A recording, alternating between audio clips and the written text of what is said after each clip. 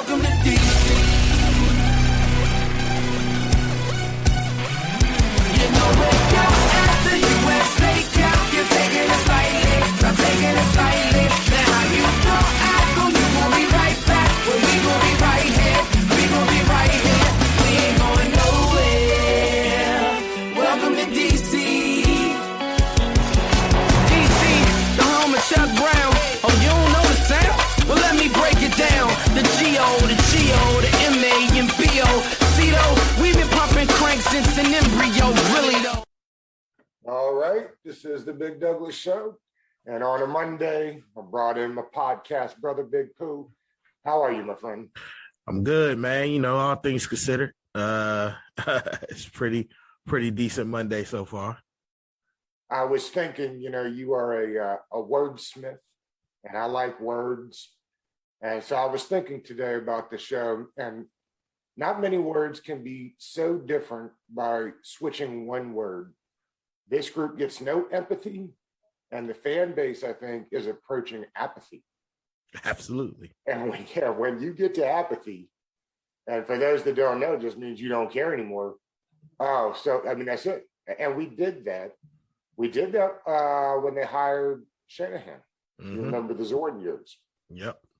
And nobody cared. And then they had to go do, you know, Shanahan because it got the fan base pumped up. I'm not sure that Ron's got what it takes to reinvigorate a fan base that is not interested in hearing about year two of a rebuild.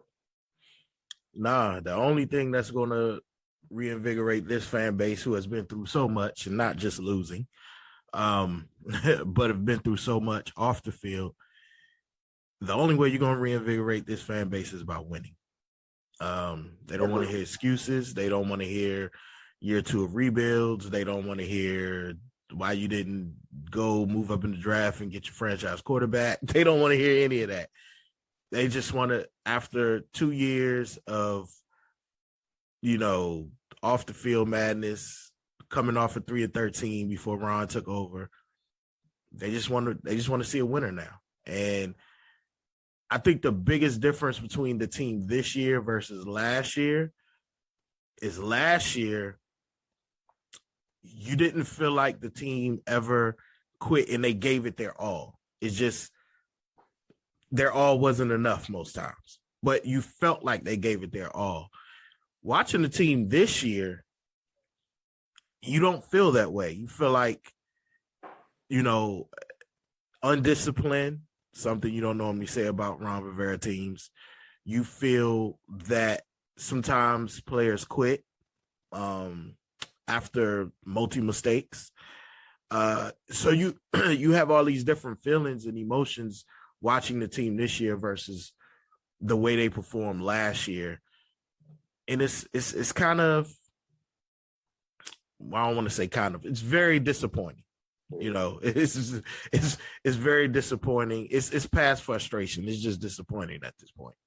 Stuart and I had Chris Russell from 980 on Friday, and asked him, I was curious, I was thinking about this last week, and I don't even really know why, but I said, how much of last year was Jack Del Rio? Because, you know, you hate to be like that because we know what Ron was going through, but how much of last year's success is on Del Rio, and how much is that playing into what's going on now? Maybe, you know, are we going to get to the end of the season this year and find out that there was a lot of infighting between who had the reins on what? And Russell says, well, I'd be surprised if Del Rio's here next year. Yeah. So, yeah. You know, I mean, we don't know much because they don't say much. So I get that. That's their job. But who's picking the players to play on the field? Not even the roster, because we know that's Ron. But, I mean, is Del Rio? I mean, was last year's Del Rio's defense with the players he liked, and this year is Ron? We don't know that. Who's making those decisions? So I thought that was interesting because I don't think we think about it enough. But something's not right this year. It doesn't feel right. No, it doesn't. And I can see. I thought that Del Rio not getting any head coaching looks last year, had to have been frustrating for him. Yes. Just the job he did. Yeah. The job he did, holding it down while Ron was going through his cancer treatment, and, the job the defense did with unheralded players and young players. And for him to not even get a look this offseason had to be frustrating, disappointing, all those different things. And now Ron's back and he's healthy. He's putting his fingerprints back on things and got more energy. Yeah, and you're right. It feels different. It feels weird. It's a lot of things happening that doesn't typically happen for Ron Rivera teams, regardless of win or loss. It's just how they're losing. That game yesterday. We'll get to it. It never felt like they had any chance in that game, even with all the interceptions. And you get 3 turnovers, and the math goes something to like your win probability shoots up to like 90%. Unless you're playing the Chiefs and you're kicking field goals and not scoring touchdowns. And that, and another story, Yeah. How they ever thought that trading field goals for touchdowns was going to work. Again, who makes those decisions? Because you had to know. You had to score touchdowns yesterday. Ron is definitely making those decisions. This just feels like Ron Rivera.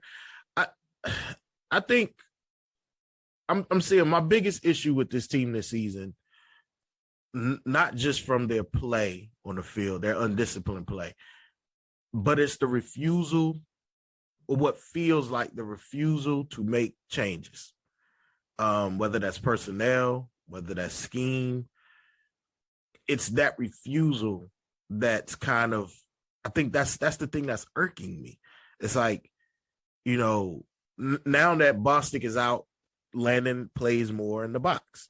So they've made that adjustment. Like he plays more box minutes. Per Ron at his press conference today, and I quote, Landon plays better in the box. Duh. Closer to the line of scrimmage, I think he said. Yes. Yeah, we all know that. So they've made that adjustment finally after multiple defensive lapses in the backfield. And as you can see, like, we didn't give up the big play behind us yesterday. Like, we just got beat in front of us. But we didn't give up the big play yesterday. There wasn't that big miscommunication on defense in the secondary. So you have that. They finally made that, that change. I know they asked him about going to Kyle Allen, since Ron, you love Kyle Allen so much, and he said, nah, like, I'm gonna stay with Taylor. So it's just, this year's almost like it's slow to make them changes. It's not, and I'm not saying you should rapidly, you messed up one time, you're out, new person in. No, but when you see somebody constantly making the same errors over and over, you gotta sit them down. You got to. Like, I don't know why you're making these same errors, but nah. I haven't seen the numbers, Pooh. I bet you the missed tackles from just yesterday well into double digits. Oh my goodness. I know your boy had 2 of them. William Jackson the third. He had 2 that he did not play well yesterday. He had 2 tackles. I'm like, bro, if you make those tackles, you're walking off the field on 4th down. Yep. And then you turn and watching. Last night I was watching Seattle and Pittsburgh, and the rookie corner was coming up, making them hits, making them tackles, fully formed, right, stopping them where they catching the ball. Bro, you noticed they wouldn't throw it 25 yesterday. They literally were picking on William Jackson and Kendall Fuller. Yeah, did not throw at the rookie St. Jude's. Nah, it was all Kendall, all William Jackson, and then find the mismatch. Because it was a couple times Landon ended up having to cover a back or a tight end, and they will always find that mismatch. Like, it never failed. As soon as I seen them do motions, and when Landon had to follow somebody, I said, that's where the ball's going. He going, if he can get it there, he's going right where Landon's going. And, that's not Landon's fault. He's playing in the box now. So, well, they got brains over there too, figuring stuff out. You know, definitely. We just get out schemed a lot. I feel like their coaches just outdo us, particularly in the second half. To your point, there were no adjustments. No, they came out in the second half and looked like a different Chiefs team, and that was my worry. I'm like, if you're not putting touchdowns on the board, if you're not turning 3 of these field goal attempts into at least 2 touchdowns, you're in trouble. And they were in trouble. And your favorite kicker missed another one. Of course, he missed another one. And did you see the team looked defeated after that one? Yeah, because they knew what time it was. There were 2 moments that the Gibson fumble really hurt them, and any momentum they had at all with that field goal, just it sucked the air out. But you got to expect he's going to miss 1 out of 3, don't you? I mean, has he gone 3 for 3 recently? I don't recall. No, I'm trying to figure out what was going on offense. Like, you have, along with your defense, one of the worst defenses in the National Football League. It's insane to say that, Bruce. It's crazy to even hear you say that. Yeah, and yesterday the Chiefs' defense became very stout. Like how? Why? I don't think they was running the ball enough yesterday. That is definitely one of that's a deficiency they have, and they didn't have Chris Jones in the game, and they still didn't run the ball. Yeah, man, it's just the scheme, man. I don't know. It's weird. This team is weird. It's weird watching them. It's weird. It's tough, man. It's tough because they just don't. There's no direction. I mean, and I'll give them this. I was talking to Stuart this morning, and I said this to him. We were talking maybe Monday or last Friday, I guess.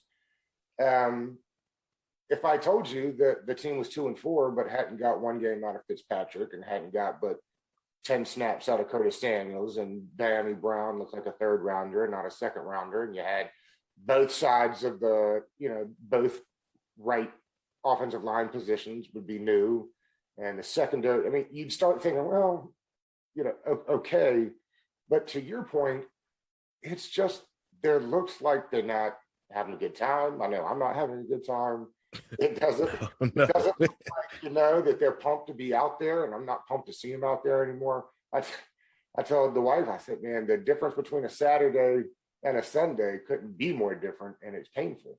Oh, it's very different. It got to a point yesterday in that second half where I just went to the red zone. Right. I said, I've seen enough of this here. I'm gonna go ahead and take it over to the red zone. It just wasn't that many interesting 1:00 games yesterday, but yeah, it doesn't feel right. I mean, just something isn't right there. I mean, just yesterday period, that like the botched announcement of the Sean Taylor jersey retirement. Awful. You don't give, former players and people in the organization enough time to get there. Tell me this, without cutting you off, tell me this, though. I'm curious your thoughts on this. Either it was a sham and a rush job to, quiet the noise from the week before and the John Gruden stuff that somehow backlashed all the way over to the other side of the country, or they planned it so terribly for 4 months and really thought that a surprise 1 week notice, and that's what Chris Russell said, they were going to announce on Monday, and then the shit hit the fan. Right. And they thought, let's not announce, let's give it some time to maybe blow over. This is what they're saying. Now, again, it's either a sham or just a botched job of epic proportions. And I'd ask you, which one is worse? The sham would be worse. Because there would be nefarious intentions. Yeah, that would be worse. I believe it was botched. Not much. Yeah, no, I just believe it was botched. I think that's something that should have been announced at the beginning of the season. We're going to retire. Williams came on and told us about Bobby Mitchell. Right. Came on, they wanted to promote it. And I think it was botched. I think it was totally botched, and it's unfortunate. It should have been a Super Bowl parade. It should have been. Like, I'm looking at the game and I'm seeing so many empty seats, and because you know what's crazy? The only Washington football team game I have ever been to in my life was the game after Sean Taylor passed. I remember. And I remember the feeling in that stadium. I remember, and they lost, but I remember what it felt like in there. It was packed. It was crazy. It was, people. That was the game Portis ran out with the American flag, right? Right. And it was a nasty day. Like it was cold and wet, but you couldn't tell until the end when we lost. But yesterday, it was just like, did that really happen? Yeah. Like, did it really happen? And we can have this conversation another day. We'll just let this one go by. But I'd be remiss if I didn't say, I'm not even sure that Sean's number should have been second in line to get retired. Sean, I get it. Yeah. I totally understand it. But before Darrell Green, before Art Monk, before Super Bowl winners. So I absolutely. I don't know if they're just throwing stuff at the wall, but they hadn't retired but one number in the 80-some years the franchise has been around. They retired Bobby Mitchell's number this year, which frankly they should have done when he was alive. Right. And now Sean Taylor 2 weeks. So you've retired 3 numbers in the last 88 years, and you've done 2 of them within 2 months of each other. Listen. Again, it seems like if it's not a hatchet job, then they just butchered the process and just didn't understand what it meant to the fan base. Yeah, now what I can say, I think they might have planned to retire his number this year. I don't know if it necessarily was going to be this week. Russell says it was, and it's been that way for a while. Like they were reaching out to ex-players, but it's just hard to see it because they got a doozy put on them last week. That just opened up the box to more. We need more investigation findings. Whoever let that Gruden stuff out the box opened up Pandora's box with that one. And the owner showed up for this thing in khakis, some boots, and a too big hoodie for Sean Taylor Day. That's what he showed up for picture day with the Taylor family, was a burgundy oversized hoodie, some khaki jeans, and some boots. Yes, I was going out for milk and decided to stop by and do this Sean Taylor Day. That's right. And that's what this thing feels like, is when it's your anniversary and you totally forgot and you told your wife, I've been planning this for a while, and you get to the florist and there was a surprise wedding and they only got like some wilted bootleg flowers and you forgot to schedule at the fancy restaurant, so now you're at the Applebee's. You're at the Applebee's next to the bathroom. You know what I mean? Right. I'm telling you, it's just random stuff here. I've been planning this forever. It just doesn't seem like it. Yeah, I will take Jason Wright on his word because I don't know him enough to call him a liar. Yeah. He isn't. If you didn't get what this was, that was an epic fail. It definitely didn't feel right. It didn't feel right at all, and it. They took their family picture at Sean Taylor Way with porta johns behind them. Nobody thought taking that picture, let's move somewhere where they're. So we're not getting porta johns in the pic. And I'm telling you, there's as many porta johns behind them as there is family members. Go look at the picture; it's incredible. You couldn't imagine that you'd be standing there taking a picture in front of porta johns and nobody, frankly, including the Taylor family, saying, "Can we?" There's got to be a better place to take this picture. Do you think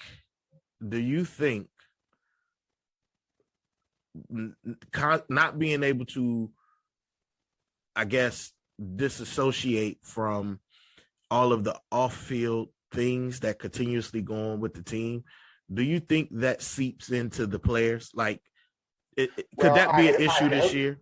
I had hoped that Swaggy was going to come on with us today because I would have loved to know that, right? Like that was one of the things I wanted to ask him is, that's their workplace.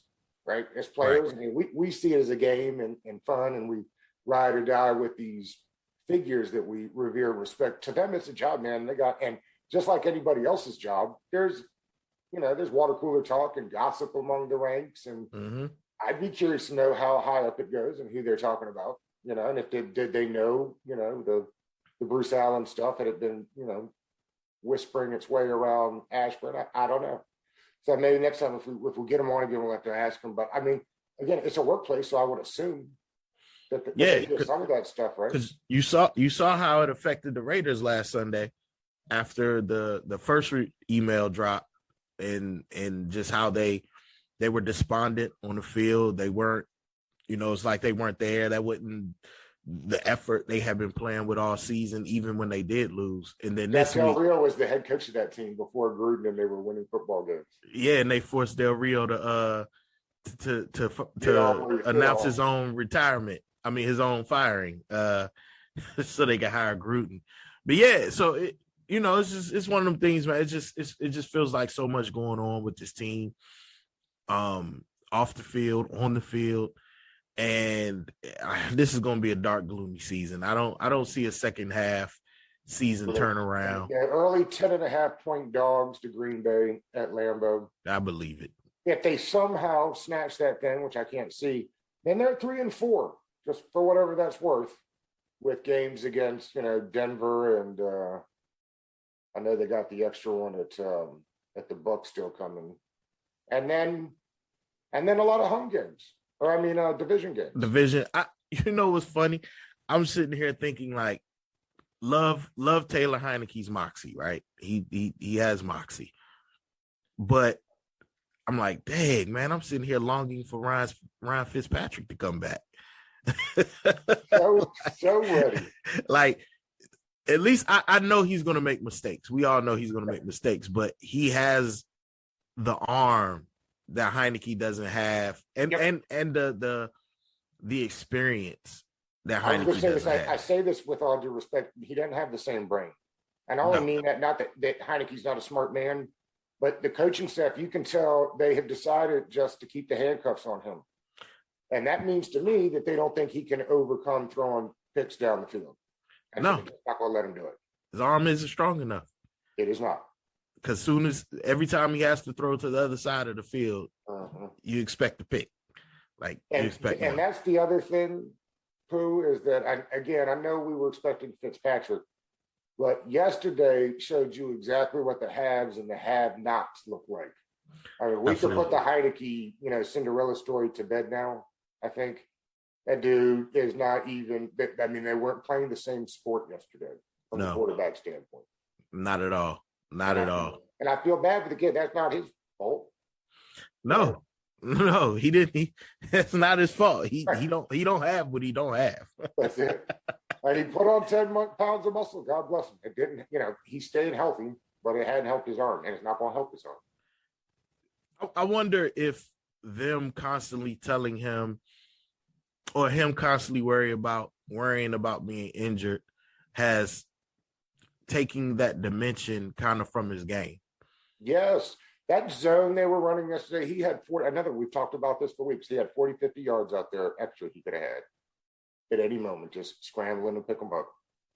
And I think they're coaching it out of him. Which again, if that's the point, then move on to Kyle Allen, because that's what you need that from him. Right. That's the beauty of what he brings, that extra dimension of being able to pick up. Georgia on Saturdays, if they got JT Daniels in the game, they don't run a ton of boot action and RPOs. When they got Stetson Bennett in the game, who is just like our Taylor Heineke, they let him run and they used misdirection to let their quarterback. I mean, if you don't have a cannon arm, at least let him run, right? I mean, we got to use what Spurs good at, and I think they're just afraid of. I don't even know what they'd have to explain to me what they're afraid of. There's nothing to be afraid of at this point because they're already losing. It's like they want him to be a game manager. It's like your defense isn't as stout as we all thought it would be going into the season to get by with a game manager. So you actually need a gunslinger out there, man playing with his hair on fire, because your offense has no pick me up. You're playing without your high price free agent acquisition. You're playing without your entire right side of the offensive line. You're playing. Got credit. They were excellent. No. They played well yesterday. They played well. You're playing without your starting tight end. You're playing without your starting running back being healthy. He's out there playing with a bad shin. So you have all these things, and it's like, man, let the kid go. Like, I think this has been my thing, just period, with this team this season. You're not performing well. Let your young kids play. So I see Jamin Davis had more snaps yesterday. Yep. But you got to let them play. Let them make whatever mistakes they're going to make. Like, scale back the playbook a little bit so they can just run with their hair on fire. De'Ami Brown should be getting all the snaps he can handle. Yep. Because he needs needs to learn to run more than 2 routes too, though. You know, that's why he need more snaps. that's right. Because I was like, De'Ami Brown could be not everything that Curtis Samuel can do, but he should be able to do some of it. They expect him to be able to. But they give those duties to DeAndre Carter. DeAndre's been good. He has been. So you need more. You need more out of your receiver, and I don't know if that's a him thing or a them thing. And yeah, like, just let the young kids go. Like, figure out what you got in Sadiq Charles. It's time. Yep. Like, I just believe when you're not performing up to expectations, you have to let your young kids play. I would guess, I would obviously just a guess, but if they lose at Green Bay, and then I think it's Denver after that, and it's either the bye or there's a game and then the bye, I would have to assume if they're, not anywhere close, that after that bye, it's shut it down and play all the young kids. Gonna have to. Gonna have to. Are you a tank? Last year we didn't have to worry about tank because they really were kind of in a swing. Are you a tank guy? You just want to tank this thing down this year? We're not there yet. Taken down for who? that's the thing. Like you want to say tank down for a quarterback, but which one? They're not really separating themselves. The ones who will be draft eligible. The Sam Howells, Spencer Rattler got benched for the freshman. The kid from Liberty got smashed by 30 the other week. So so who are you tanking down for at this point? I've long told you I think it'll be Matt Ryan under center for Washington next year. It's going to be some veteran. It wasn't going to be a rookie. This past offseason was the season to get a rookie. It was 5 coming out. Yep. It doesn't happen like that every season. And we're seeing the quarterbacks aren't last year's group, I'll say, so far. So yeah, it's just like, who you taking for at this point? I think they'll be disappointed when they look back on this thing and realize last year, coming off the playoff game, they should have been ready for the name change then. And then they could have drafted a Fields or a Jones and really kicked off a redo with a rebrand. And next year you're going to get a rebrand with who? Who's under center? Like who is marketing your rebrand? Because Matt Ryan, Chase Young. I mean, he is a face of the league, but I don't know if he brings the same juice that a premier quarterback does. No, it's going to be Matt Ryan's going to be the face of the franchise next year. Yeah, and with Fitzpatrick, I mean, that's how I see it. Yeah.